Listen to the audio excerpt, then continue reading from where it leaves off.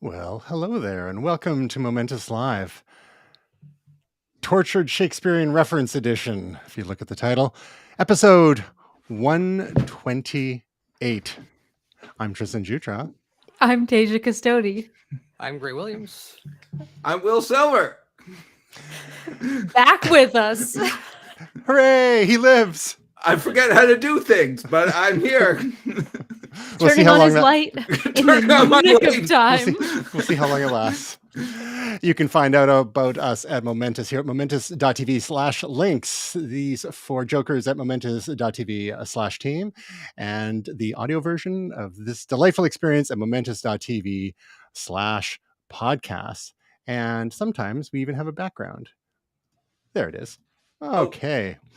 So, no follow-up this week, except just very informally, last week we talked about the Apple event, and from what I hear, the iPhone reviews are starting to come in, and even though to the average, everyday person, it didn't look like a ton of updates, but they're getting pretty decent reviews. A lot of people liking the new, slightly refined shape, a little nicer to feel in the hand, and incremental upgrade by all accounts, but the reviews are pretty solid so far. And also, it seems like it's the cheapest iPhone since 2007, inflation adjusted. We'll throw a link for that in the show notes, but we're not going to talk about it too much because it's kind of boring. We will have some other Apple news a little bit later on. I think Tasia is going to share something with us. But speaking of Tasia, your girl broke the internet today? Once again, if you want anything to get done or broken or wait in a queue, just ask Swifties. So Taylor Swift always does these fun interactions with fans where when she releases an album, sometimes we have to guess like certain tracks or whatever. So now that she's re-releasing her music, her catalog, her Taylor's version, she likes to play games with us to guess the vault tracks. So she includes like numerous amounts of tracks now that were just never included on the original versions of these albums. So this time she did it a little bit differently, and she decided to partner with Google, that when you search in the search bar Taylor Swift, one of those interactive Google Doodles would come up, and it would be a vault, and you unlock the vault, and Swifties have to solve 89, because it's 1989 Taylor's version that's coming out, 89 different puzzles. And it's going to tell us if we can solve these. We have to solve it 33 million times, by the way, because she's 33. So there's a lot of Easter eggs. I'm going to need you to just catch up on all the Easter eggs here. So we have to solve this 33 million times, these 89 puzzles, collectively as the power of the Swifties. The problem is, I kept Googling today, like Taylor Swift, and then I was going to make a reel on it, and I kept Googling Taylor Swift, and I was like, why am I not seeing this interactive quiz? I even texted my niece, like, is it because I have like generative AI search on? Like, I don't understand what's happening. I'm not getting it. No, it's because Swifties broke Google. So there was too much demand, too much, and the vault couldn't keep up. And basically it is on hold, and Google has said that they're in their fix it era, and they're working on fixing it right now. I see what you did there. Yes. And they're working on fixing it. I just tried it again right before we went live. Still not working. So some Swifties have been able to get into a few puzzles and try to solve some. There's some funny stuff going on if people want to Google what one of the funny vault tracks might be, or what people think it might be. But other people couldn't get in at all. Other people were like me, where you're Googling it and it just didn't come up because it had completely broken. So it was just kind of another funny thing, because you guys know the craziness that was Ticketmaster getting tickets for her show. And then I don't know if you guys know this part, but you know how she's doing TS the Era Tour's concert movie? So when I went to get tickets to the movie theater, just one more, me and my friend are going to go, I was put in a queue and had PTSD all over again. Did get the tickets eventually, but yeah. So this is just like the third thing now of like, yes, the power of Taylor and her Swifties. We really can do anything, you guys.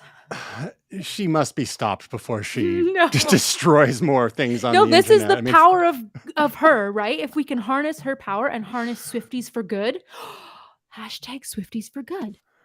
Guys, we could change the world. And that's Actually, like powered by yes, Swifties. You go first. But that's not all the Google news this week.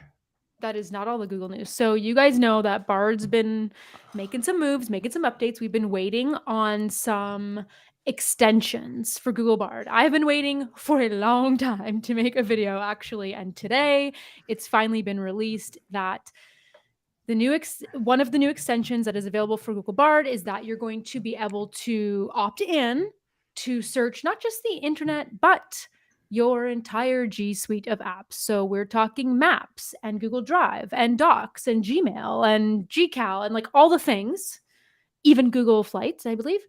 And so obviously this is an opt-in. So if you're worried about privacy, it will be getting access to your emails as an example. So the cool thing here, like if you want to opt into it, is like as an example with the email, say normally we would go into our Gmail and we would search for, I don't know, like Italy trip 2017, or say you're trying to find something specific. And Gmail does honestly, they have a pretty good search, especially when you compare it to things like Outlook. Sweet mother of God. Impossible to search Outlook. But now, instead of doing that and like siphoning through all these emails that might come up, you can get super specific in Google Bard about like the photo of me and Brett on the bridge on Ponte Vecchio in Florence, Italy, 2017, or something like that. Weird flex, but okay. Yeah. So I'm just, and it's going to search through your Gmail for you and pull that information. So again, this is you opt in. Don't worry. They're not making anybody do this. This is an extension, one of many that are slowly rolling out for Google Bard. So when we've talked before about everybody was like, uh-oh, Google's so slow. They're second to the game. It's all about ChatGPT. It's like Google's going to become very powerful with what they're doing. And by the way, the T in the GPT stands for transformer. And who built it? Google. So it's just like as these extensions become available for Bard, more opportunity becomes available for Bard. So that's just kind of the cool update today. So I'll keep you guys posted maybe by next week if I've opted into these extensions and tested it out a bit. But there's a lot going on with Apple and product announcements to keep up with everything, you guys. But that's not all there is in Google News. But And just more. but wait, there's more. But before we move on, I think it's a great example of the power of these ecosystems. We've seen with Microsoft's announcements of the various tools for Bing, the regular tools and the premium tools to integrate into Microsoft 365, and being able to access all the data from your existing enterprise cloud account. And Google, which isn't quite as strong on the corporate side of things. They do have Google Workspace for a lot of small and medium-sized businesses, but where Google is really strong is on the personal side. Think of the millions and hundreds of millions of Gmail users out there and all the information that is stored in one's email. So you combine that with things like Google Docs and Google Sheets, as you mentioned, not to, let alone Google Travel and Maps and all that kind of stuff.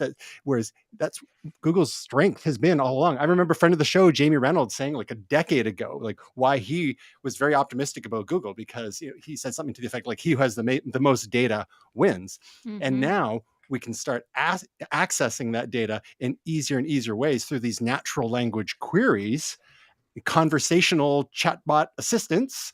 Then all of a sudden, this data that's been hoovered up for so long becomes much more actionable and much more useful. And it's going to be interesting, this arms race between Microsoft, Google. We're still waiting to see what Apple's got in this department, because they're not standing still. They're spending millions of dollars on their own transformer models, their own LLM. And because a lot of Apple users have their lives in iCloud, not quite as many using the email. So I think that's probably working against them. Lots of Apple users are still using Gmail, for example. So, and then Apple having their privacy first paradigm. So they've got some different sort of challenges, plus wanting to do more things on device as opposed to in the cloud. So this is going to be really interesting to see how these three big players move along. And that's this is an advantage they all have versus the independents like OpenAI, which are just general purpose LLMs, and they don't necessarily have access to all our personal data, unless we plug those things in. So exciting times ahead. A little scary, just make sure especially given some of the stories we're talking about later today, we want to make sure that stuff doesn't leak. Mm-hmm. But before then, we talked a little bit about Google, good Google. How about bad Google? What else did Google do this week? They're in some trouble. So I think we're in the second week of some antitrust trial that's happening. It's the US government versus Google, essentially. And the Department of Justice is really saying that they're alleging that because Google is a monopoly, they're able to gouge advertisers and charge them whatever they want to charge with very few repercussions. And this claim is also now being backed up by a Google ad executive who took the stand. So this is like getting, it's not just them kind of saying it now. It's like, wow. So basically what's being alleged is that like in the past, Google has charged advertisers between 5 to maybe 10% more. And the crux here is that the companies buying these ads would have been unaware that the prices are just steadily increasing 5 to 10% over the year. So their ad exec, Dishler, I think is his last name, he's claiming like, well, we don't tell our advertisers about pricing changes. And that's just kind of like, you guys know all the stuff I'm going through with YouTube ad revenue right now. And to me, isn't that just exactly like, yeah, that's somebody that works for Google would say that exact friggin' answer. Like, doesn't surprise me at all. But like, essentially what I'm reading into here is it's just they're raising ad prices. They're not telling their advertisers that they're doing that. And that's getting them through these downturns, these dry spells, if you will. So not being very upfront about it. And the problem that the DOJ has with it is that they're a monopoly. So there's not, maybe until after this, we're not sure, depending on how the trial goes, there's not much any of us can do about it. And doesn't that sound familiar? If you're one of the, now our list is at 155 people and growing of YouTube creators affected by the YouTube invalid traffic bug. So this is all very interesting timing because YouTube's been in hot water with advertisers from before this. There were some issues with TrueView ads from Adalytics, which is a company that ran a study that alleges that YouTube is, that Google is misplacing ads according to their own guidelines. Google, of course, denies this as well. So there's just a lot going on right now with Google. And this is the latest of it, pretty much, in a nutshell for you. Just a quick motion here. When we're talking about Google, when they're good, it's Google. When they're bad, Google. Google. It sounds like a fun Halloween reference. You got no revenue. Boo! Ah! It's so true. It's so true. It's basically a ghost town if you need customer support. So that's the next thing I'd like the DOJ to go after. Let me tell you right now, this bull language in their policies, and you can't get a hold of anybody at these companies. Yeah. Speaking of language, I love the whole the newspeak here, the tuning of prices. You know, occasionally we tune the prices. It's like this is another. Yeah. You want to point out anything in that Dystopian. article and say, did a Google executive say this statement? We could tell you immediately. That's a Google comment. No. Here's the Well, thing. That is actually the appropriate term because when a mobster beats you up and takes your money, it's called getting tuned up. Yeah. Yeah, hey, there you go. What's the other one that's being that was coined a few years ago that it wasn't lying, it was creative truth? Alternative facts. Alternative facts, creative truth. Yeah. Stephen Colbert, like 15 years ago, truthiness. Yeah. Will, do you work for Google? You could write their PR. I'm telling you, you might have a job. You know, this feeds into the general thing that we talk about rented ground and all that, but also just like there's no accountability. And we have rules, we have best practices. One of the ones I always like to think of as someone who does a lot of UX UI is, sorry, this is kind of a tangent, but I think it feeds into what you're talking about, Tisha, is Amazon. And one of my biggest problems with how Amazon does things is all those, the little indicators and the buttons and the words that they use for getting people to sign up for Prime. So like Prime now is like, you know, in a bright color in a box, and like I don't want Prime is in like small text, not in a box next to it. Like those are like, Gray on as gray. a UX, it's sorry, Gray on gray. gray Yeah. on gray.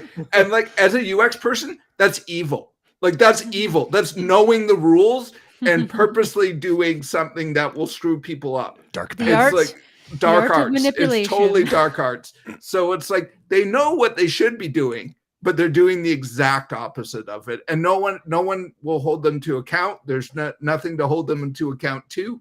So it's just like, and YouTube does that a little bit, not as egregiously as Amazon. But yeah, Amazon's the worst for that. Can you imagine All these big corps. Can you imagine being the employee, the Google employee, who's like, we're going through a bit of a dry spell, right? Revenue's down. What if we were to just jack the price of the ads by about 5% over the year? We'll just tune them. Tune them. Tune them. And there's Just there's tune them. Crickets are out of the boardroom.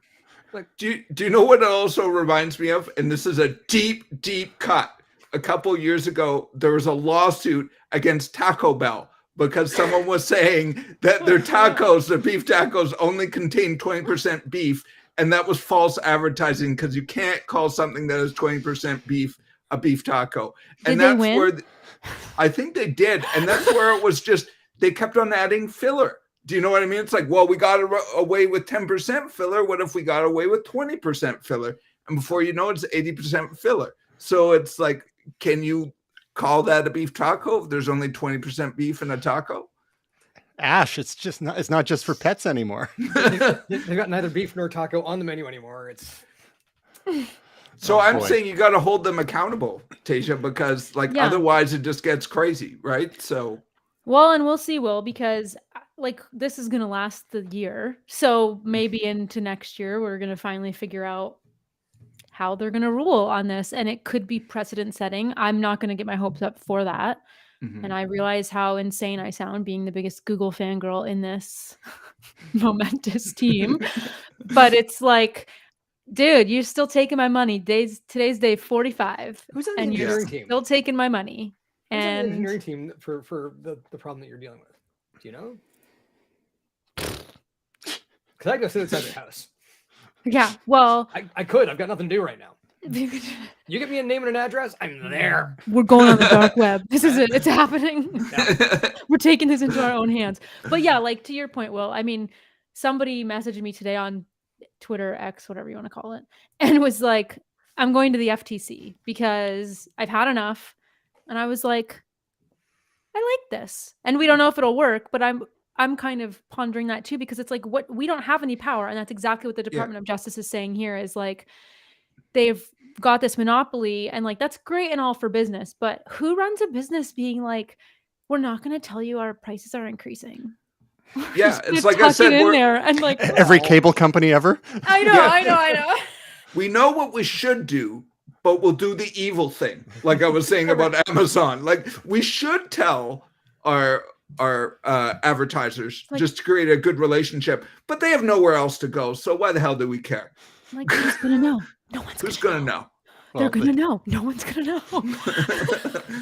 For your campaign, Tej, I think that it's good timing given that Google is under so much pressure with this antitrust suit, which is wide ranging. We're talking about things like the pricing of Google ads, but there's the whole other elements which include the alleged abuse of their dominance in search and maintaining that dominance through payments to, say, Samsung and Apple for a default placement of their search engine on said devices. And I mean, that could start implicating Apple and Samsung too, because they're rumored to be taking anywhere between $8 and $18 billion a year for that default. We all know about the power of defaults. And in some places like the EU, where they're really, cracking down on a lot of what they consider to be consumer hostile behavior on the part of tech giants, especially those who have near monopolies in some cases. We might see things where it's like, well, you set up your new Android phone or your new iPhone, and instead of it just defaulting to a given search engine, it prompts you to, hey, which search engine would you like from this list? Which highly devalues any money that might be paid to be the default, because the default doesn't really exist so much unless somehow you did an end around around that prompt. But in slightly more optimistic news, Gray, give us this little update. I mean, we don't normally report on rumors here, but there's a lot of smoke around what might be a fire. Gray, what's going on with what's with WhatsApp? I mean, we've got Google News now, we've got some Meta News, and all the big boys are here this week. So what's going on with WhatsApp? So you might remember, it's only a short while ago. I think 2010, Apple announced a product called the iPad, which is like an iPhone but bigger. And so for the last 13 friggin' years, it's been using the WhatsApp client from the iPhone. It's terrible. If you can get the damn thing to run, because I've noticed on most of my larger devices, it crashes. So yeah, congratulations. We now have an optimized version of the iPad version of WhatsApp. It basically works the same way that it does on PC. You scan a QR code, it syncs everything up, kind of. It does have secure end-to-end messaging, so if you are really focused on that Meta platform, you got to stick with that. You've got friends and relatives that are using WhatsApp. First of all, my condolences, but you now have an app that will actually work for you. But it's not quite available yet, correct? This is only for testers through TestFlight on iOS? Is that... This is through TestFlight on iOS, but it looks like it'll probably be rolling by the end of the month. Okay, so maybe they could tell their brethren at Instagram to work on an iPad app there too. Get 13 and a half. It's a very specialized skill set. At least there's somebody in Meta that can do it. Right? What, Gray, what would you say would be the greatest benefits, aside from lack of crashing, to having a properly native iPad version of the WhatsApp?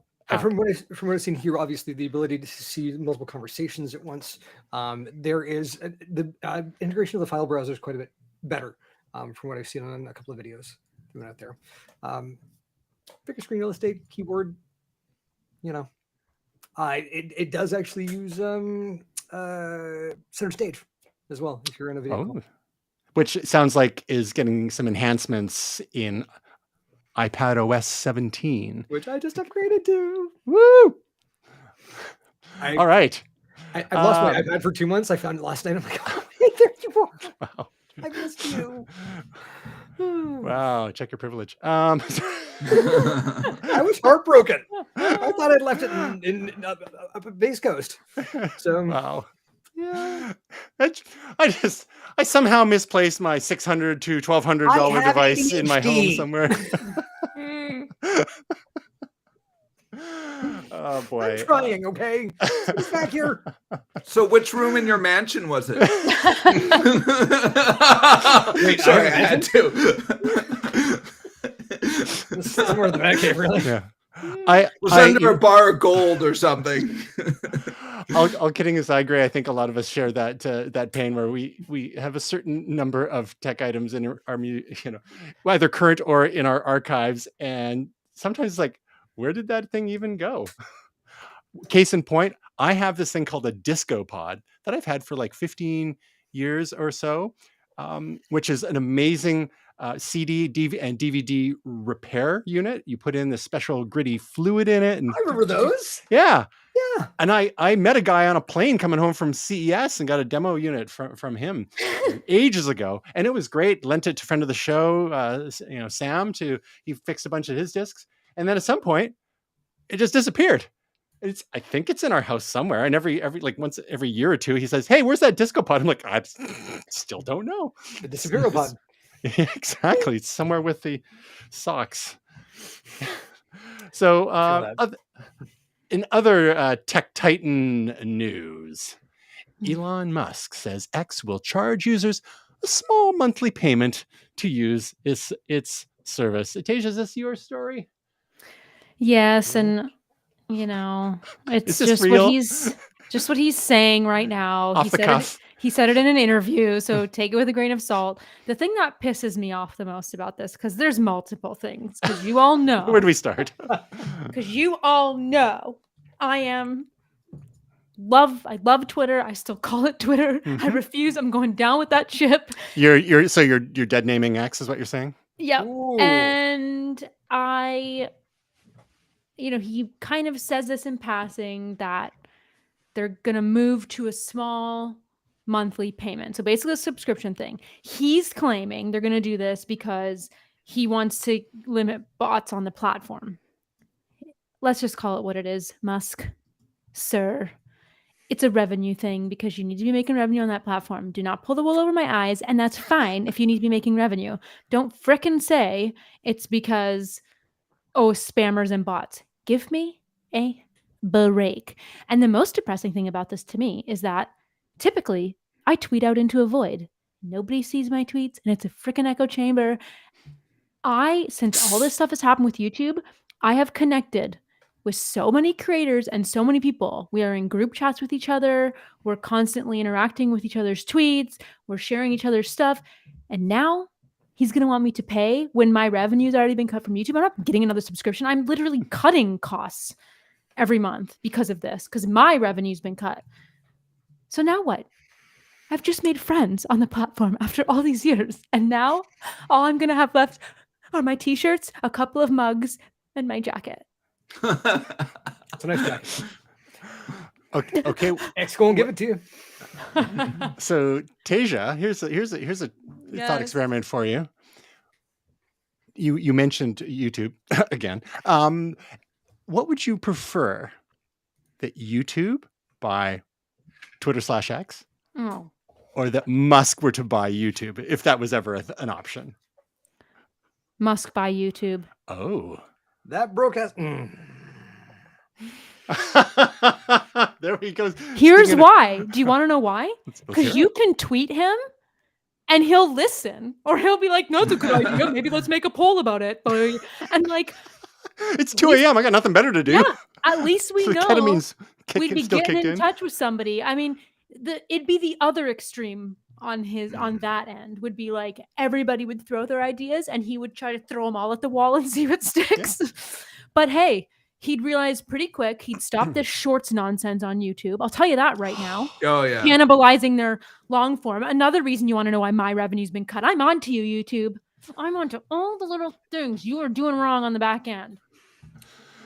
We're going to rename the show Momentous Rants, and we're just I will going not be So can I ask just about shorts? Like, because I enjoy the short form content, but they just repeat, right? Yeah. And you got to like scroll through them manually? Yes. Whose stupid idea was this? That was Vine's idea in the first place. Yeah. It's been like 15 minutes where I realized I've been listening to the same video and I'm about to go insane. It's how TikTok does it. It's terrible. It's terrible. It is the worst. Yeah. It is the worst. It is cannibalizing the rest of the revenue from YouTube because they feel like they have to be all things to all people.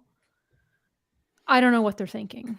So I really don't know what they're thinking. Just make a separate feed for it, please. Seriously. For every creator, have a separate feed. I don't want to see shorts from these poor creators that are like desperately trying to appease the algorithm. I just want to see their long form stuff. Build out a shorts app and people can go there. It's like, and you look at creators' revenue, the same amount of views on a short, you'll make pennies, right? Because they cap at 30 or 60 seconds or whatever. So it's like, I think it might be 60 now. I can't remember. But like, it's just like, you can't make any money. YouTube can't charge as much for the ads as they can on long form. You can't run multiple ads like you can on long form. I mean, it makes absolute zero sense on that main platform. Fiscally, creatively, aesthetically, I have had it. Here's the thing. Here's the thing. Shorts is an amazing way to discover new content creators because that's all I use it for. I literally jump into the shorts channel, whip along. I'm like, that's cool. Subscribe. That's cool. Subscribe. That's cool. Subscribe. And then my main YouTube is great. I don't know if but you're using it how they want you to use it. It's because they've pushed shorts down everybody's throats. And that's the only way now people can discover new channels. We're not getting shown in other ways now, unless, I mean, channels like ours that have all been affected by the invalid traffic are all heavy YouTube search based. So we tend to still get found in a YouTube search because we're how-to channels, we're education channels, that kind of stuff. We're like helping people with stuff. But like every other channel out there is like, that's why they're all pushing shorts and all these creators are mucking up their feeds, is because that's the only way they're getting shown to new people now. And so It's insane. It occurs to me that, like, if there was an AI Bard thing, if there was an AI Bard thing that could go through your YouTube videos and snatch a bit of content and throw it into shorts, because that's really what they are, is they're commercials. Right? They're little bite-sized pieces. So if Bard could actually do this and basically create shorts for you, the problem is YouTube's getting you to do the work twice, right? Correct. You're making a video and then you're making a short. But if it's not beyond reason that Bard could actually be the solution for this. Well, they But have that the person who doesn't extension want their shorts connected taken to away. YouTube. Don't take my shorts. Yeah, they're But the only That's person. out of context. That sounds terrible. But I also get annoyed. Like, this is just another thing of the same problem, I think, Tasia, which is I get annoyed when I watch YouTube creators who are like, smash that bell, press the like button, and let me know what you think below. If you want more videos like this, say, I hate my life down in the comments. And I'm just like, I'm sick of it. I'm sick of it. I know you're gaining the system. Stop doing it. Yeah. But they've got to, because it works. Yes. That's the thing. Yes, if you don't do but that, I then know people it's don't not do their it. fault. It's YouTube's fault for You got to making do the them call do to that. action. Yeah. Exactly. We need people to comment criticizing on the YouTube, video. Not the creator. Yeah. Not the creator. It's YouTube's problem. Hey, I would do it too. I'm just saying that, like, it's annoying that they've made people do that. That's what I'm getting annoyed by. It's the same thing with shorts. It's all the incentives. That's why we see clickbaity headlines. That's why we see ridiculous emotion-face thumbnails, because people click on those, right? So, like my TikToks all end with, what is it, like and subscribe or don't, I'm not your mother. So really just trying to be a little bit more egalitarian. Yes. Yeah. And that's where I like the humor. Like, we have the punch the kitten or kick the puppy or whatever it is. We're going to make that a thing. So speaking of thumbnails, this is just a quick aside. There has been some call from a lot of people, and I wouldn't mind seeing this as well, to actually allow creators to choose their own thumbnails for shorts. If they're being railroaded into making YouTube shorts, how about let them choose their own thumbnails? Because I think we've had there's been a couple short. Tasia, I don't know, didn't we have something a while back, a short, and then there was like, you end up with like eye half closed, mid-word, mid-sentence, and it's just, sometimes it's just not flattering. And they're rolling it out. So we'll see that, because I know there was a post from Renee Ritchie. We don't say his name on this podcast. About how that, well, maybe we want to think this through, because it's competitive. Once you start giving people the option to do their own thumbnails for shorts, then you're into the same issue like you are with regular videos, where people are trying to game the system with specific types of thumbnails that are geared to get people to click. So, but by the way, it's also not true for multiple reasons. One being, that's not how the short feed works. You're not fed the still of the video. It's auto playing for you. So you don't see that still unless you go into somebody's specific shorts tab on their channel. Number two, YouTube, when they first came out with shorts, allowed you to put thumbnails on them. Then they went back on that and stopped it. So he's completely wrong again. And number three, it's how they're pushing the algorithm and they're pushing people's shorts out. It has nothing to do with your thumbnail on shorts. So it is just a bunch of more miscommunication and lies and PR bull from YouTube on the whole thing. Isn't that rich? Isn't that rich? Leave it to us to take a story about Musk and X and somehow go down the YouTube shorts rabbit hole. I'm so sorry. If anybody came here today, it's therapy. It's therapy. It's all good. This is what this weekly get together is all about. So just back to Musk's point about the bots. I mean, that has been a concern since even before he purchased. So he does come by that honestly, and truly by adding some friction and having a small fee to use the platform would disincentivize the bot makers. That's the rationale anyway. I get it, and that's why we have so much spam email, for example, because it's basically free.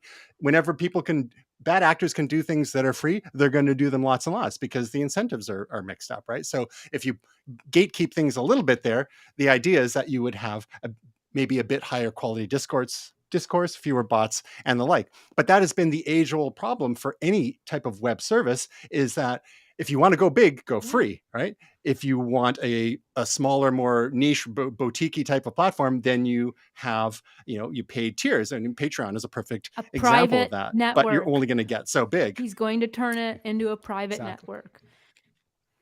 And it might benefit from that, but then he's got to be careful, because part of the Twitter's power over the last 15 years has been the fact that its reach has far exceeded its actual user base because of the type of people who are on it. We've talked about this before: celebrities, athletes, politicians, and especially journalists. So we would see so many Twitter embeds in news articles, blog stories, people talking about it on the news and whatnot. So if you make it too private, you're going to X is going to lose all its relevance altogether, right? And I think that's one of the big missteps, is Musk didn't really clue in to who his power users were and cater to them. And if we could go back in time and do it over again, I should have tweeted to him and said, dude, remember who, don't make enemies here. These are the people who are made your platform relevant, as much as you may have distaste for them, because there's, a lot of those people are frankly terrible, no matter what side of the political spectrum they're on, but they're the ones who are making the platform relevant. So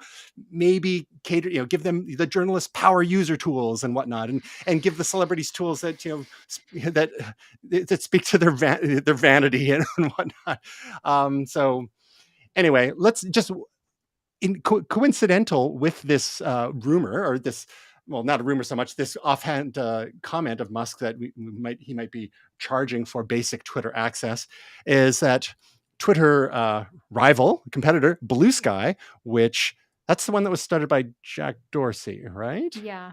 I believe so. That has seen record signups the day after Musk made those comments. So big jump there. I think Bluesky is still paling in comparison to Threads right now, but even Threads isn't really part of the discourse right now, and let alone Mastodon, although there's lots of tech people on Mastodon. So this whole ecosystem of the public kind of newsy, news feed style social platforms, it's just getting so fragmented. So Twitter/X still has the mind share there. The question is, can they, pull it out of the dive?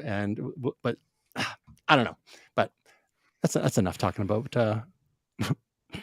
Twitter and X, and by extension somehow YouTube for now. Whole show. Perfect. Agreed. Hey, it's your beauty sleep we're cutting into. Let's see. Yes, William. There's been so many dumpster fire stories this week. This one broke last week and has been developing for a while. Oh, what the heck has been going on with Unity? Maybe fellas first, what Unity is, and what they did to enrage their game developers. So Unity is what's referred to as a game engine. So they're basically it's a set of software and tools that helps game developers create video games. There's some other well-known ones, like Unreal. I was just getting the Unreal Engine, Frostbite. There's some other well-known ones. Unity is up there. There's actually an office in Vancouver. They're all over the world. And there's plenty of games that use them. It's maybe not the most popular, but it's one of the more popular ones. And they announced a fee structure. This is after multiple people have spent millions and millions of dollars using their game engine to develop video games. That when people download a game, the developer would be charged over a threshold of $200,000 worth of revenue and 200,000 total installs. So I think it's like 20 cents. So that can add up, especially when you're talking about games that have 4 million downloads at 20 cents a piece. So this is a problem, and a lot of developers were really mad. A lot of developers have games that they've been spending 5 years on that are about to launch, and now this new pricing model has come out. So that is there's a free version of the hardware, but there's also a paid version, and the threshold would be higher, but they're still saying there would be, or the original announcement was that there would still be a pay to install fee. Now, people freaked out. Many people said they were pulling their games or stopping development, switching to other engines, and right away Unity had to backtrack, and they had to say, we've heard you. We don't know what we're doing, but we're not going to do exactly what you freaked out about. So we'll workshop this a little. But they're not saying they're going to undo it.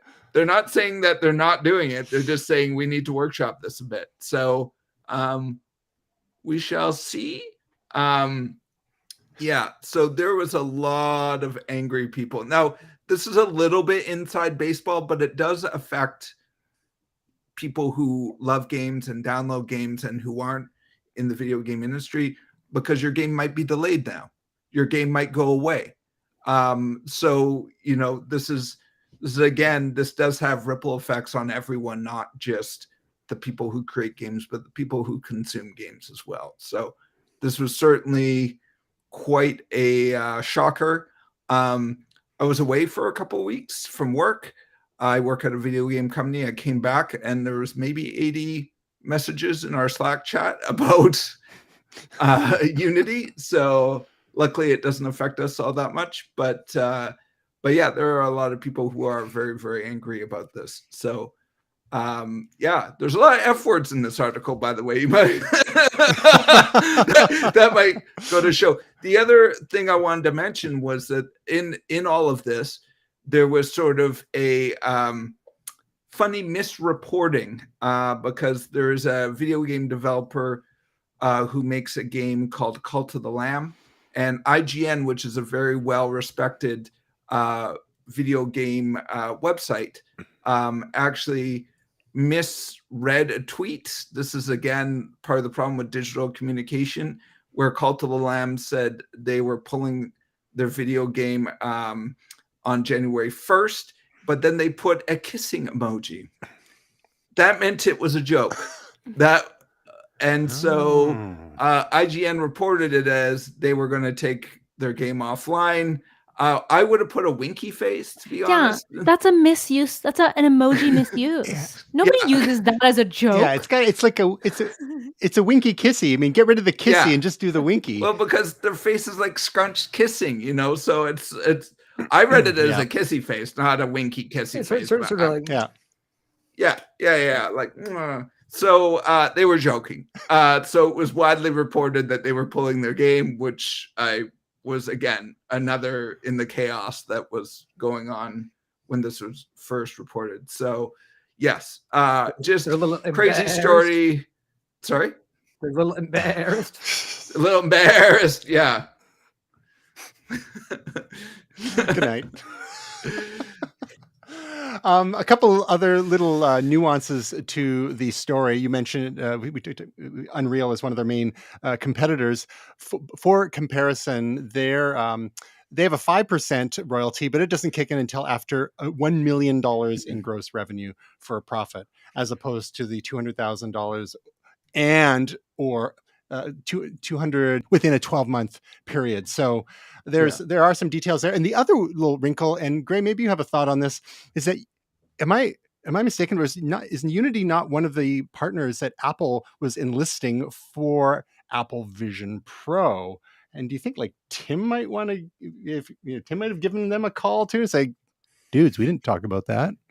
Yeah, I do. And it's interesting is that like this whole ecosystem right now, when you're talking about Unreal is a product of Epic, and Epic, famously went back to Microsoft and, Google and Apple, and they're not friends with. Trying to negotiate terms to have their own payment methods. So really, like these small bits of money, they're passed around. It's a little like Office Space, where the cents add up over time. Unity, it's interesting because you have a lot of small developers that are using this platform, and they're not invested enough to stick around if you piss them off, and that's what they found out this week. They're taking their cues from Reddit. Yeah. So once again, it seems like the internet is the home of FAFO, F around and find out. Well, speaking of finding out, Microsoft had a couple of whoopsie doopsies this week.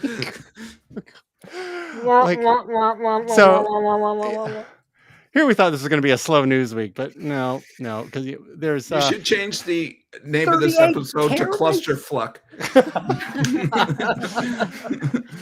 So, I mean, I feel bad for Microsoft because this Thursday they've got their like AI themed Microsoft Surface event on Thursday, and hopefully they can get all this stuff behind them. But I think it's going to be a bit of a shadow hanging over them, which is, otherwise going to be probably pretty interesting, cool, good news event. But very quickly, the Microsoft AI team accidentally leaked 38 terabytes with a T of private company data. So that was included full backups of a couple of employees' computers, which included sensitive personal data, passwords, secret keys, more than 30,000 internal Teams messages. This was all done on a GitHub repo. GitHub is the repository website for developers, which Microsoft bought a few years ago. And apparently they had the permissions kind of screwy on that and made it accessible to all. So that was one little whoopsie doopsie story. And then the one that's getting even more attention is that there was another leak apparently it had to do with the FTC versus Microsoft case and being able to pass information back and forth with the FTC. And there was a little bit of finger pointing on who was actually responsible. So I think initially the FTC was getting blamed, but it turns out it sounds like it was actually Microsoft's fault. And again, this is the biggest leak in Xbox history, with all sorts of unredacted emails, notes from the Xbox chief talking about a new Series X, Xbox Series X redesign, talking about potential cloud hybrid games, a new Xbox controller, unannounced Bethesda games, and even discussions at one point about, wouldn't it be cool if we bought Nintendo? So Grave had a chance to crawl through some of these bits and pieces from this leak. What do you think are the most interesting or most or damning, if there's any damning info in here from the Xbox supposedly private archives? So a couple of things. The Xbox team really does feel like the Web TV team never left. Like these guys, the email from Phil Spencer at the launch of the PlayStation 5, they've been given a drubbing, like after kind of scuffing it with the Xbox 360 because the red ring of death and not really figuring it out. I had 3 of them, by the way, a little bitter, but the PlayStation 4 comes out and just annihilates the Xbox One. Okay, so they're clearly the fan favorite. And you think from the announcement of the PS5, which was incredibly well regarded, that somehow it was good for you? Yeah, this is the Web TV team high on their own supply once again. Looking at this, here's the thing. I've got an Xbox. I've got a PlayStation. I've got a Switch thing. It's a Zelda machine. It's fine. But so Starfield, which I play on my PC, I really have not been compelled to pick up and play my Xbox in quite some time. The idea of a gyroscopic controller is something that we had back in the PlayStation 3. Lift to wake. Wonderful. My phone does that. The controller should do that. No, it shouldn't. Have you ever had a controller on your coffee table and you just want to pick it up to move it, and now your damn system's waking up and it's waking everybody in the family up? I don't know. It feels like they're out of ideas. Well, one of the interesting things you mentioned, the reaction email on the announcement of the PS5. So this is from March 2020, March 18th, 2020. I don't know if anything else was going around that time, but maybe it explained the lack of actual clarity. But from Phil Spencer, the Xbox chief, he said to his team, after almost 12 hours of soaking in their unveil, meaning Sony PlayStation's unveiled, taking apart their specs and looking at the community responses, I just wanted to say that I'm proud of our team. We have a better product than Sony does, not just on the hardware, but equally important on the software platform and services on top of the hardware. We have the ingredients of a winning plan. So how does that panned out for Xbox in this current generation, the PS5 versus was it Series S and Series X? Yeah, and sales have not been there. The big thing that Microsoft has is going on right now, and I think we're going to be talking about it shortly because I think it's Will's pick of the week. So I'm Yeah. gonna shut up. But the race is right now. 3% GPU advantage. Multi-platform games have not shown that. So it's just, I honestly don't know what that team is smoking, but it's got to be good rock. Well, so I think the moral of the story with these two Microsoft leaks is that, I mean, sometimes we normies tend to think that, oh, well, large organizations, they have their stuff buttoned up, right? They all know what they're doing. And I think at least three of us here have worked for one such pretty large multinational corporation. And we knew from the inside that sometimes they didn't really know what they were doing all that much. Yeah. And this is a perfect case in point. This is an organization, Microsoft being an organization, an order of magnitude larger, if not more so. And they've got the permissions messed up on file sharing. A single token. The Azure guy was like, I'm blue. Anyhow, so yeah, just be careful, folks, with your file sharing. Make sure all your things are buttoned up. That includes of course, your Microsoft OneDrive, but your Dropbox, any permissions you have on a local network, things that are exposed to the public for client downloads or uploads or what have you, whether it's your own platforms or especially third-party platforms. Because there are people who just kind of go and troll around and look for things. And sometimes when you can get creative with web searches, you can find stuff.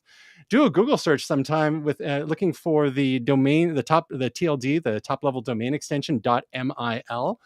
And see all the interesting military stuff that's out there in the public. It's a fun thing we used to do in some of my courses. Have you guys been getting the notification for Dropbox to move to file provider on macOS? No, what's that? It's been happening all day. And I think it's a new backend structure. They're moving where your Dropbox folder is. It's moving into the library. Oh, because I know that Dropbox had some issues a couple of years ago when macOS changed some of its plumbing. And Dropbox, because it's kind of a hack, its integration into the Finder. So now they're getting more compliant. Is that maybe what's going on? Yeah. Fun. All right. So yeah, button your stuff up, folks. In other, just very quickly, under a little bit of gaming related news, I was saving. Well, I just wanted to show Will this because he was away for a few weeks. New superhuman Super Mario Brothers speedrun record was set. This dude went through the entire, all the levels of Super Mario Brothers in 4 minutes and 54.631 seconds. This looks like he's doing it through an emulator on his PC, and you got to watch it through. And his reaction at the end is over the top. So apparently, this is a big deal. Speedrunning is a thing. It is, yeah. What's your record, Will? Oh, I have no idea. I take my time. As I'll talk about in a sec, I am a completist. I don't run through things without having completed it. I Get will all the coins. I will bring this up more in a few minutes. Okay. Moving on then. In other gaming news that is Will Silver related, is one game that came out in the last year that we've talked about a couple times here on Momentous Live is the adorable game called Stray, which is where you play a cat in this kind of dystopian future. Turns out it's being adapted into a movie. Will this be on your movies to see list? Absolutely. Okay, good chat. Moving right along. This is more in the Tristan department. McDonald's plans to transition away from self-serve beverage stations in the US by 2032. Hello? This is like we're partying like it's 1989 again. They had moved to self-serve some places. I don't know if in the States they don't do Coca-Cola Freestyle in the States. Here in Canada they do. Wendy's has Coca-Cola Freestyle, but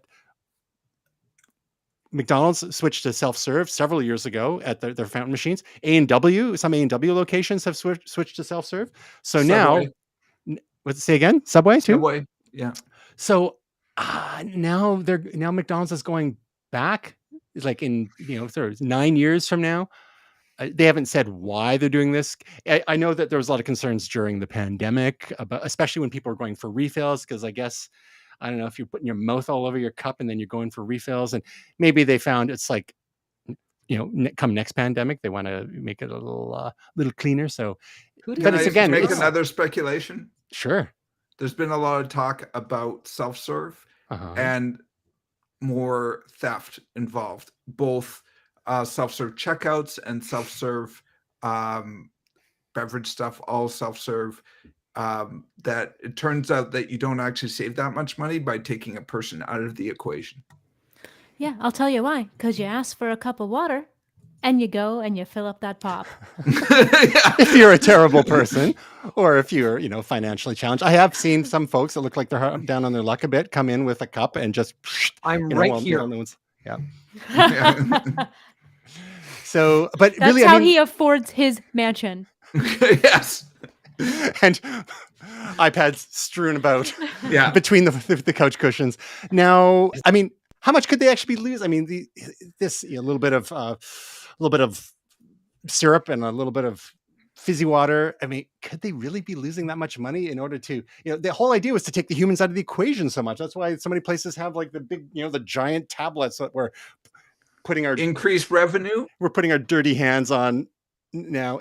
Increase maybe, and that was one of the things that bugged me at Universal Studios back in 2011 now. And I went to the Krusty Burger, which was a lifelong dream, Universal Studios, and they had Coca-Cola Freestyle there, so you could do your own drinks, fancy flavors. This was the only place I'd ever seen where they had QR codes on the bottom of the cups, so it would only activate if with the Virgin cup. Ooh. You could not do refills. Smart. That's a dick move. Yeah. Oh, it's diabolical. Anyhow, this just struck me as a little surprising that they're kind of going backwards here. But what if it's about quality of experience? What if it is that the average American is terrible? He's being canceled as we speak. We've got the late in the stream Gray Freezies. Yeah, you there, Gray? I'm still here. Okay. Oh, I'm canceled. The average American is terrible at pouring pop. And so McDonald's is saying, we will take care of this for you. So you have a better experience at every McDonald's store across the nation. So stop being crap. We'll serve you your drinks. McDonald's being known for their high touch approach to customer service. What was his name? It's Maxonite all over again. Hey, this is why they closed the playgrounds. Their high touch approach. Oh, the grimace. High touch approach. Oh boy. In other soft drink related news, Coca-Cola embraces controversial AI generator with the new Y3000 flavor. I don't know what Coca-Cola has been doing the last few years. I mean, there was a golden age where we were getting some fun flavors like cherry Coke and vanilla cherry Coke and vanilla orange Coke. And, I think we had like Quebec maple syrup Coke and some BC raspberry Coke. When was the Quebec maple syrup Coke? Oh, it was like a year or two ago. I mean, that was Canadian exclusive. Ooh. But then they've done these things like the Coca-Cola Pixel flavor that we talked about, Coca-Cola Dream. Like all these things are just becoming more and more obscure. Wait, what's next? Coca-Cola Cloud flavor? But they've got this thing like Y3000 limited edition flavor, Taste the Future, co-created with AI. Tasia, as our official Momentous AI correspondent, what is even the point of this? Are you going to sign up to get some Coca-Cola Y3000 because AI all the things? No, it's like this was their best marketing campaign. We got AI's hot right now, guys. Yeah. Like, how do we put Coca-Cola in the search with AI? Is probably what somebody thought, and then did this. Like, who cares? So AI, does it have extra fingers and teeth in there? Rattling in the can. There's nobody like, if you're addicted to pop and you are like a Coke person, you're not like, oh sweet, I gotta get this can. Like you were already getting the can. Like you know what I mean? Like you were already buying it because you need it. That said, I'm actually going to go out after the show to try to find this. So. Yeah. We hope that Coca-Cola will still be as relevant and refreshing in the year 3000 as to update an old Conan O'Brien trope as it is today. So we challenged ourselves to explore the concept of what a Coke from the future might taste like and what kind of experiences would a Coke from the future unlock. Oh, they are high on their own supply. When I want to give someone a wedgie, it's a bad time. That is too far. It's too far. They've been playing with stable diffusion just a little too much. Anyway. But we'll never see it here because the Coke distribution plant is on strike. So, and has been for months. Yeah, and that's why we're seeing like shortages in some places. You go to some of the movie theaters and they say, "Oh, we may be short on some Coca-Cola products." It's like all Coca-Cola. All right, let's land this thing, folks. Get to our momentous picks, starting with TC. It's me. My pick is iOS 17. Aw. I downloaded it. I'm so excited. And what do you like about it so far? I would like you all to download it so we can play and I can capture screens for my YouTube video. Thank you so much. Great, you're going to get some random text messages from me. There's a lot of good stuff. Like, I mean, I love the live voicemail, which is a really handy feature. So if you miss a call, because like who actually answers phone calls? That's a hard no. So now you can read the transcription as somebody is leaving a voicemail, and then you can decide from there whether or not you want to pick up the call mid voicemail. It's awesome. Pretty amazing. And then also it's like the olden days when you're picking up the phone while the answering machine's someone's leaving a message on your answering machine. Yes. Everything and then I also, there's like a bunch of messages updates. I won't get into them all, but there's a lot of just cool features in messages. Another thing I like is one of the biggest FaceTime updates, which is that you can finally leave a video voicemail over FaceTime. So if somebody doesn't pick up your FaceTime, so like now, can I tell you that I always used to have a fear of like, what happens if I or somebody I know meets Taylor Swift and you do a FaceTime with somebody and then that person doesn't answer and then they've missed the opportunity for Taylor Swift to be like, hey, it's so nice to see you. Like, well, now we could like record it in a video. So like, thank you, Apple. Thank you. All I got to say as a friend is stop it. Get help. Never. Michael Jordan says, stop it. Get some help. Updated contact posters are really fun. It's kind of playing with mine a little bit today. And then with those two, like another cool feature of that is going to be that you can really quickly share contact information now with people just by tap to tap. Name drop. Great tap name. And tappy on the phones. And that'll send your contact poster over to them as well. Yeah, all Amazing. Your contact over to them. So yeah, I mean, there's honestly like hundreds of updates. That's very high level updates, but there's a lot of good updates. Well, I'll probably be updating this in the next 6 to 9 months. You want to know a really good update, Tristan, that you'll be excited about? Okay. In Apple Podcasts, it's now going to show the podcast episode thumbnail. Nice. I'm excited because we do spend the time to do custom thumbnails for every episode, which some people don't. But yeah, Apple Podcasts finally going to be displaying those. Yep. I thought you were going to say you can now do playback in 6 times. Oh, someday. It's the only thing Tristan would love. Like I was like, you can listen in time and a half, and he was like, "Oh, it's 3x or nothing." It's like, how do you even know what's happening? I get in his car and I want to barf. Like, what is going on? I know. I'm comfortable. I don't know how he. It's like too much stimulation. I got a barfing sensation as soon as I get in his car and it's playing. I'm telling you, once you go back and you listen to people at regular speed, everyone sounds drunk.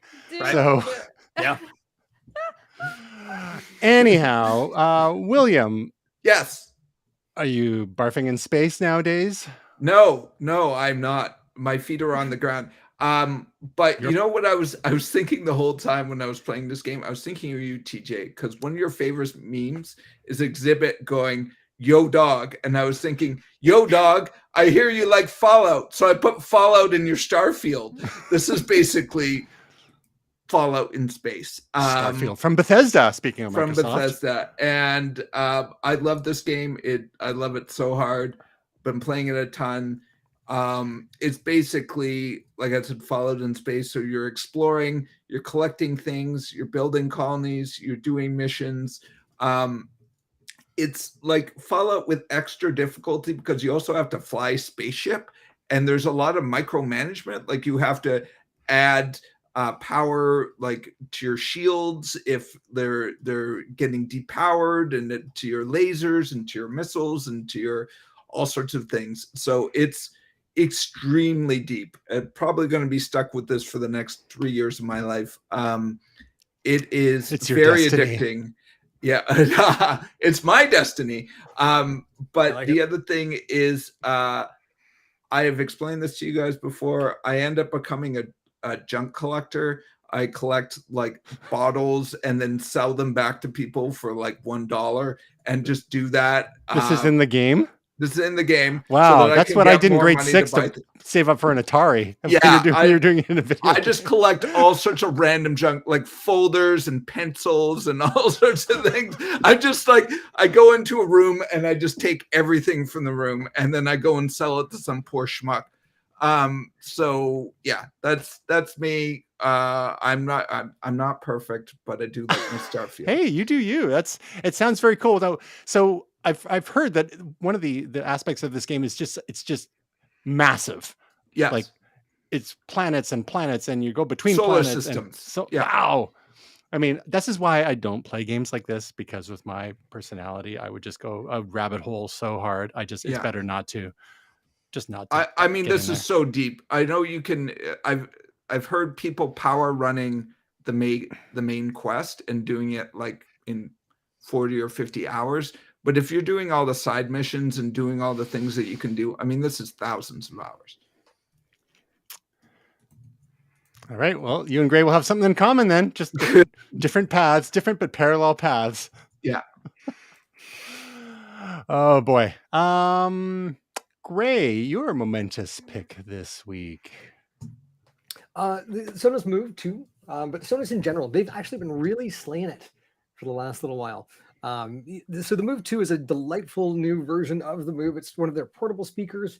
It has Bluetooth, it has USB-C, and through USB-C, it also has line in, which the Move 1, which I have, does not. They've doubled the battery life from 12 hours to 25 hours. And if you take a Move 2 battery and put it into a Move 1, you'll get 25% more battery life. Nice. All in all, you know what? They went from, again, one of these companies that does a friggin' boneheaded move where they had deprecated a bunch of their old speakers because they didn't quite have the hardware that they needed, but they had sold people on the idea of their speakers upgrading in perpetuity. And they kind of made good by giving a bunch of us some really steep discounts on new gear. And so it seems like everyone's happy again. But this particular model, unfortunately, because Google, Amazon, and Sonos can't all get along in the same room, you cannot have Google Assistant and Amazon Alexa on at the same time. Just pick one or the other. I think so. Someone who is completely someone who's pretty deep, and of course, no Siri whatsoever. Someone who's pretty deep in the Apple's ecosystem as yourself. Why would someone opt for something like the Sonos Move or Move 2, as opposed to something like the HomePod or the HomePod Mini? The wireless setup for Sonos is vastly superior to anything else on the market. We have an Atmos capable soundbar. You can use their Play 1s, their Play 5s, their EOS or Eros 100s and 300s as rear speakers, and now upwards firing rear speakers. So from a home theater perspective, that's really what sold me. But honestly, the zones of audio with Sonos are far superior to everything on the market. Like no one's come close in almost 20 years. It's really easy to add zones in. Like if you're walking through the house and you want to add something in, just literally hit the play button on the speaker. And the way that they handle different streaming music channels, they've got everybody beat. So. And they were pretty early to this, in-home, multi-room sound system, smart sound system. So they've had quite a while to refine this over the years. The patents. And they had a lot of proprietary stuff, but over the years, have they not opened things up a little bit to play more nicely with some of the others? Like, are they going to be there with like Matter and Thread and the like? There's no need to. The Sonos has its own network called Sonos Net, so they operate so they're completely separate. They've got their own kind of walled garden then still. Yeah. All right. Yeah. Very cool. Well, we look forward to hearing it sometime soon. My momentous pick this week is I'm nearing the end of season 10 of Alone, which is the only reality, quote unquote, reality TV show I've ever really watched in earnest. Missed the first 2 seasons. My ex-stepfather and his partner, they got us onto it years and years ago. Just was season 3 was out, and there's quite an in-depth article on vulture.com about this. And this was a show that I believe it was started in Canada. I think it's a US Canada-US co-production, and I may have mentioned it on previous shows, but this season is wild. We're almost at the end. I think we've got 1 or 2 episodes left. And for those not familiar, the idea with Alone is that you've got 10 folks who are dropped off alone in the woods somewhere remote, and it could be on Vancouver Island where the series started. It could be as far south as Patagonia. It could be Mongolia. It could be Labrador, northern Saskatchewan, the Canadian Arctic, what have you. And people are given some basic common supplies and then 10 items of their choice, and they just have to survive as long as they can on their own. They film themselves. They've got some nice cameras and then some GoPros to attach to their bodies and whatnot. And they have to figure out how to build shelter and to hunt or fish or trap or what have you. And they have to follow all the local, regulations and guidelines while doing it. And it's interesting to watch every season, even though it's similar themes. The folks who tend to do the best are those who don't have a lot of attachments, because loneliness really gets to people, especially people with partners and families.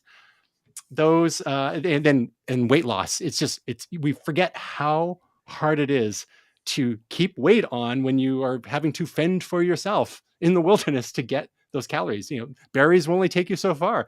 Lichen off of rocks will only take you so far. You got to catch fish or small game or larger game. Or one season, one dude took out a musk ox with so. If even if you are not traditionally a big reality TV show fan, this is one that's like one of the most real reality shows out there. And actually, former Chalk Media alumnus Sean Cable, who actually went to my high school, he is one of the camera operators on that show as well. I see him and his bald head every once in a while, and I think he had a bit more camera time early this season. I think the difference this season is they showed a bit more of the prep and the training that some of the folks get. So people are kind of on the same page before they have to go out, and they're dropped off so far apart they have no contact with each other. They've done a couple of seasons where they've mixed up the formula a little bit, but generally speaking, it's 10 people strewn apart in the wilderness and just live as long as you can. And where we are, the current episode right now, we're at, I think, day 50. And even if you get food, some people hoard it and then don't eat enough, and then they get pulled because they have health checks every week, and they get pulled because they've lost too much weight. So the smart ones bulk up. Lots of cheeseburgers beforehand. Anyway, that's Alone, and you can watch that on the History Channel. Momentous projects this week. Will, you're back with some beats for us? Yeah, so this is my Gold Tooth Looper 6. Seemed to go pretty well with the AI centerpiece image there. Yeah, so again, funky electro and boom bap and funk, and yeah, it's good times. Seems to be well received, and yeah, again, got some good titles there. Hill to Diet On, and Jetpack Hand Grenade, Pull My Fader. Yeah, some good times there. And people can check out your beats where? So on Table Beats or Tableist.net, and I think there's a link in the show notes and on screen to all my beats. Excellent. Tasia, your momentous project this week? You're My back video on the was tubes. Yeah, it was just about the Apple Wonderlust event. So I just kind of recapped the biggest announcements from it. That's it. I'm really hoping to get my hands on the iPhone 15 Pro on Friday. So, Ooh, That's when you're expecting it to arrive? nope, that's when I'm going to call the store in the morning / go online and order it for store pickup / go into one of the 2 stores that I live between and hope I can get my hands on it because I didn't pre-order because shipping dates were out into mid-October. Wow. So I was like, yeah, I'm not doing that. I'm going to go to the source. So you, in your video, sum up what happened at the Apple event much more efficiently than we generally do here, but you hit all the high points. And so you're just getting the phone, no updating to Apple Watch or anything else? No, I'm gonna get one of their MagSafe cases too, but I kind of want to see those in store too a little bit to see how I like their new case. I had just a little correction from last week when we were talking about the Apple event. I mentioned like, oh, they've got the iPhone in pink this year, which they do, and they have had in the past. Where pink was really, really new this year was with the Apple Watch. So for those who are playing errata bingo at home, that was one mistake, and we're owning it. I'm owning it. Nice. I mean, it's not really a mistake, but it was like more the Apple Watch that was the big deal. It's nice to have different colors. Unlike the new Apple Watch Ultra version 2, it's just the same as last year. They did no space gray or anything, so Boo. I guess we don't have any reason to upgrade that one. Speaking of space gray, what's you got any momentous projects for us this week? I do. I've been doing some cool stuff with the laser. I'm doing more clothing, which is kind of neat. I'm calling them clothing tattoos. I think that's cool. Is that cool? I don't know. So last week you were talking about doing denim. So the clothing tattoos, is this like the denim on our skin permanently? Is that what's happening now? No, you're tattooing the denim. Right? Oh, okay. Clothing tattoo. Okay. You're tattooing clothing. How can I get some like jean pockets on my actual butt? Oh, yuck. You Get a stapler. Can you do it in triple speed? Yeah. So this is an IKEA which will work with the iPad. I did a test on the back to see like what the best settings, and then this is a generative piece that I said the words for. That's the term there. We're also doing some really cool. You remember I mentioned the icons? These are earrings. I'm starting to make sets of earrings. So this is the fragile emotion one, the heart one. Now, what sort of materials are you using for that? So this is basswood, and it is covered in a layer of resin epoxy, which is UV resin. Basically, I've colored it with a crayon and then lasered it. It feels like arts and crafts. I love it. When your fans want to know, when are they going to be able to buy some of this stuff online, Gray? Yeah, I'm trying to decide. Do I want to go Squarespace, Etsy, Regretsy, Instaham? I don't know. We'll figure something out. I'll sell it on TikTok. You'll find it on AliExpress. Give me another week or two. I'm still exploring the space. You got to get some Chinese orphans making that stuff for you. That's the secret. Then AliExpress. You know what? They can't take my job. This is my job. Well, the AI might be coming for your job. And my momentous project this week is episode 4 of our little side project that Tasia and I got going. You guys are aware of. Whoop, And whoop. episode 4 is Tasia. Remember what it's called? Come on. Yes, I think so. Sorry, I don't know what happened to my interface here. I screwed something up big time. Where am I? You're here with us. Oh, there it is. Boom. Now. There we are. Boom, pow. Episode 4, an AI day keeps the doctor away. Oh, great picture. In this episode, Tasia and I examine the power of AI in medicine as ChatGPT diagnoses a boy's chronic pain and a paralyzed woman regains her voice through brain signal decoding, plus how AI might predict the next pandemic and even help discover new therapeutic drugs. So you can see that at AINameThisShow.com. And then soon we'll have a URL for Gray when he's got his Regretsy online. Mm-hmm. And you can find out more about us at momentous.tv/links, momentous.tv/team, and momentous.tv/podcast. We did it, guys. All 4 of us. Woo, woo, Hooray. Huzzah. Well, we hope to see you all again next week talking about Microsoft's AI-themed Surface event, unless they have any more disasters this week. Button up your data, folks. And until then, we hope your week is truly almost hit the wrong button. Dodged a bullet. Truly Momentous. yeah.